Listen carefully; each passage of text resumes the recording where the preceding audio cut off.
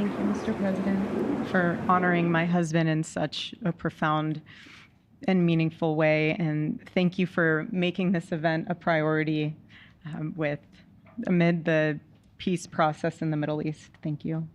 Very grateful. Charlie always admired your commitment to freedom, and that's something that both of you shared. So thank you.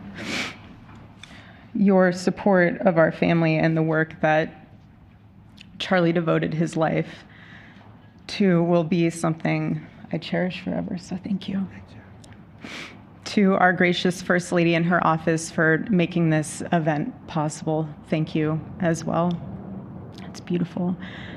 To Vice President and the lovely Usha fans, your friendship has been an unbelievable encouragement. Thank you.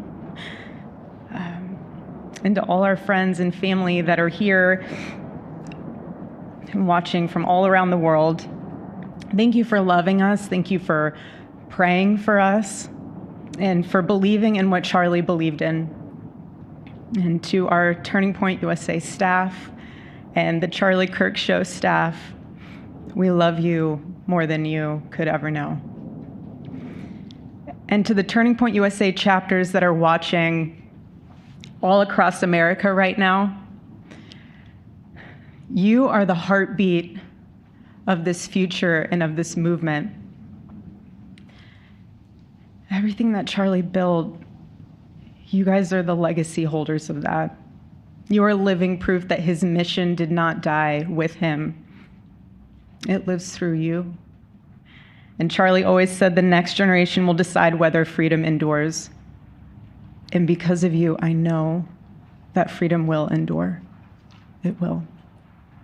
And today we're gathered not only to celebrate Charlie's birthday, but to honor a truth that he gave his entire life to defend, and that's freedom. The very existence of the Presidential Medal of Freedom reminds us that the national interest of the United States has always been freedom.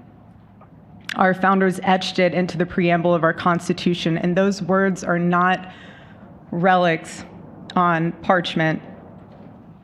They are a living covenant. The blessings of liberty are not man's invention, they are God's endowment. Charlie lived for those blessings, not as abstract words, but as sacred promises. He used to love to journal about this topic all the time, and with such a heart postured of gratitude. And he believed that liberty was both a right and a responsibility. And he used to say, freedom is the ability to do what is right without fear. And that's how he lived. He was free from fear.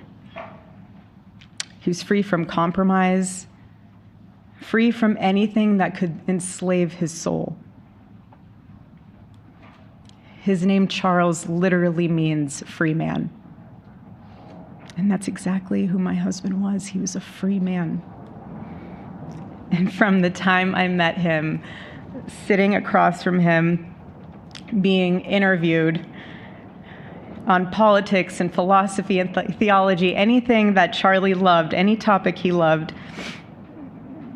and I just saw the fire in his soul, and there was this divine restlessness within him that came from knowing God placed him on this earth to protect something very, very sacred for all of us. And he never stopped fighting for people to experience freedom. He didn't. Charlie often said that without God, freedom becomes chaos. And he believed liberty could only survive when anchored to truth. And I remember in one of his speeches, he told the audience that the opposite of liberty isn't law. He said it's captivity. And that the freest people in the world are those whose hearts belong to Christ. But what's so powerful is that Charlie had the ability to communicate so brilliantly across all generations. And he reminded us that in a world that tells us freedom is doing whatever you want to do, the real freedom is the power to live freely and to do what is right. And in one of his journal entries, he wrote that he wanted everyone to know that you can't have liberty without moral responsibility. Freedom divorced from faith eventually just destroys itself. And what's so fascinating about all of this is looking back these past 12 years of Turning Point USA and his mission, there's almost this veil of sacredness. Because what I realize is that while he was building an organization, he was also building a movement, one that called people back to God, back to truth, and a movement that was filled with courage. And ironically, for a man who impacted millions, Charlie never desired to be the center of attention. He just wasn't. My husband was not a man of extravagance. He loved simple but deeply meaningful things. Truly. He loved his late night walks. He loved buying more books than he could ever read because he felt there was no such thing as a book budget. And he loved being able to read to our kids the same bedtime story on repeat because he knew it was their favorite. But to him, that was special. And he loved to sit in the sun on a Saturday morning with his cup of decaf coffee, and his phone was off because he was honoring the Sabbath. And for him, it was that moment to catch his breath and just be in peace because he was unreachable at the moment. And he preferred quiet birthdays. But that never stopped me from telling him. I told him every single year, I said, baby, I love your birthday. I said, because it's the day that God knew the world couldn't go another day without you.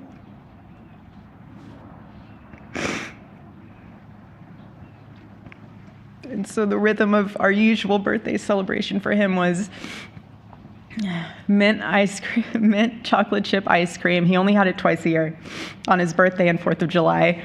It's just, and then after that, it was back to work as usual. But last year, his one birthday wish was to see the Oregon Ducks play the Ohio State. And they won. Oregon won that night. And it was by far one of the most memorable nights of his birthday experience of his life until today. And so, honestly, President Trump, I have spent 7.5 years trying to find the perfect birthday gift for Charlie. And it's so difficult. And those of you that have spouses or loved ones, you know how difficult it is sometimes to buy a gift for someone that you love, because he wasn't a materialistic man, so that also did not help. But now I can say with confidence, Mr. President, that you have given him the best birthday gift he could ever have.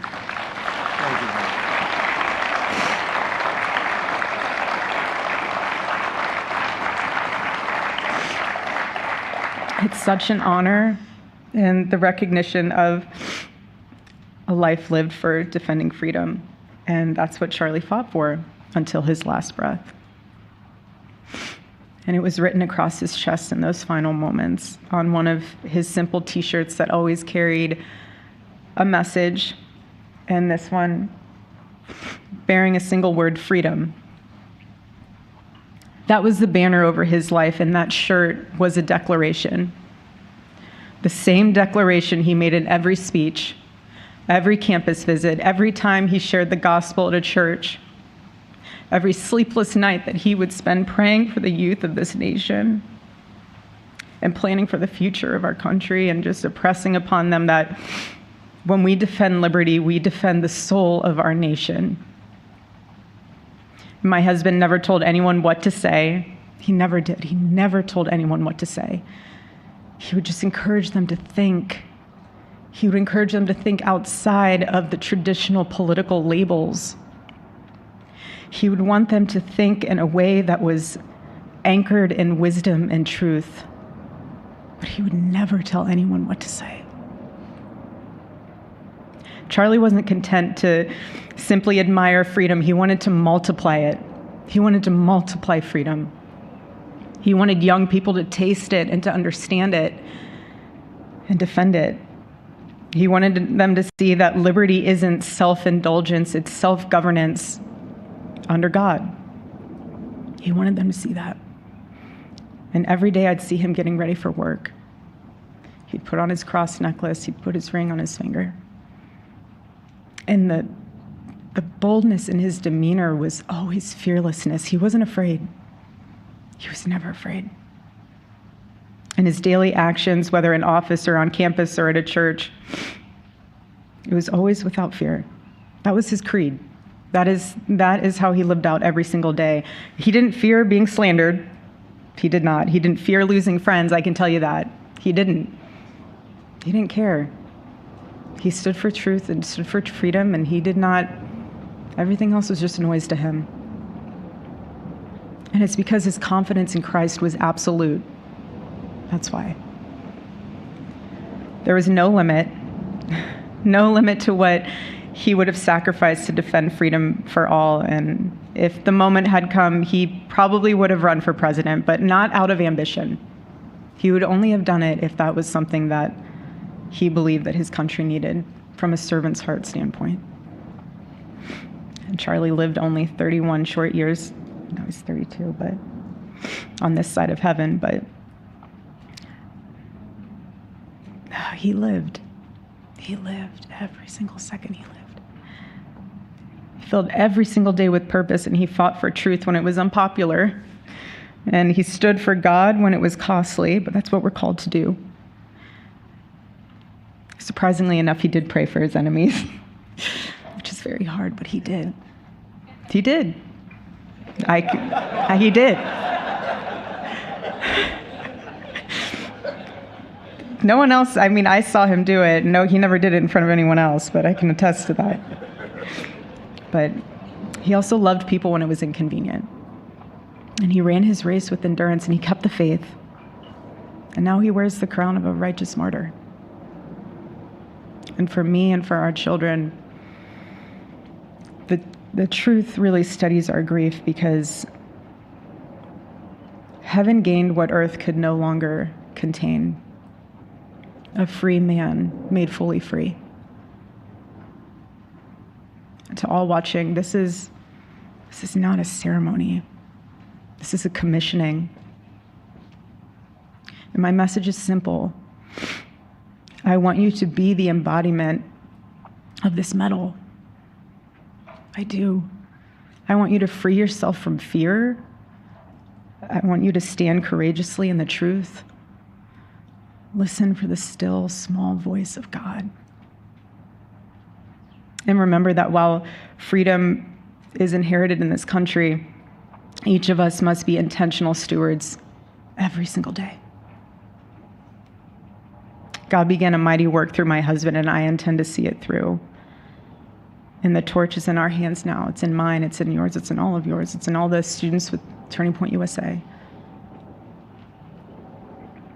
And before I close, I'll share with you that I asked our daughter what she would like to say to Daddy for his birthday.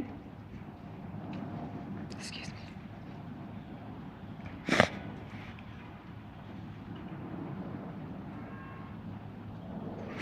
She said, "Happy birthday, Daddy. I want to give you a stuffed animal.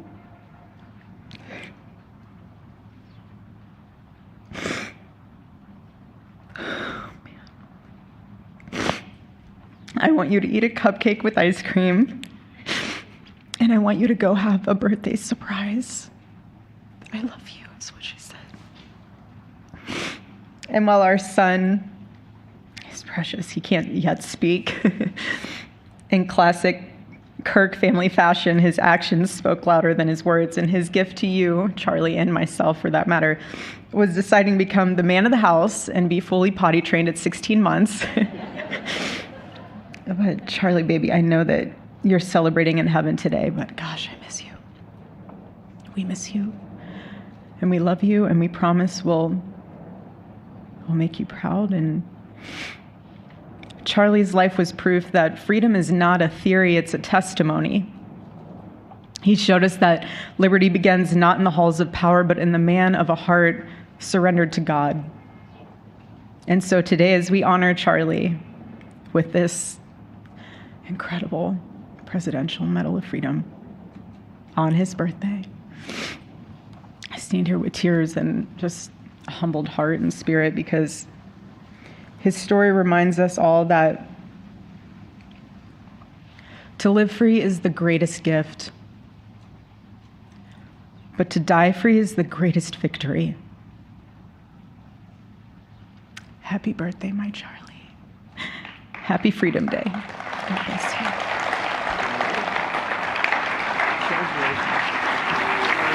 you.